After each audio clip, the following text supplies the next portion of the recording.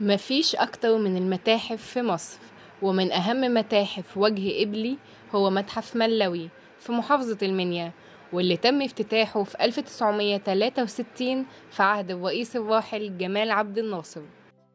القاعة الأولى في المتحف بتتكلم عن الحياة اليومية للمصري القديم، من أول الأسرة للأواني الفخارية المستخدمة وأدوات الزينة وأدوات الإنارة، ثم قاعة الشعائر الجنائزية وفيها التوابيت والأبواب الوهمية اللي كانت عنصر أساسي في المقابر المصرية القديمة. كمان في بعض المومياوات لقرد البابون وطائر الأيبس، واللي كانوا رمز لمعبود هذه المنطقة. ثم القاعة الأخيرة وهي قاعة العصور، وفيها آثار من العصر اليوناني والروماني، ثم آثار قبطية مسيحية،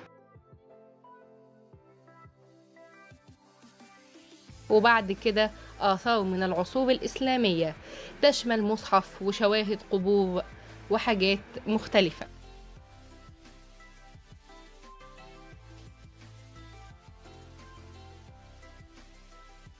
ما تنساش تعمل متابعة ولايك وشير، ولو انت على اليوتيوب تشترك في القناة وتستنى الفيديو الجديد.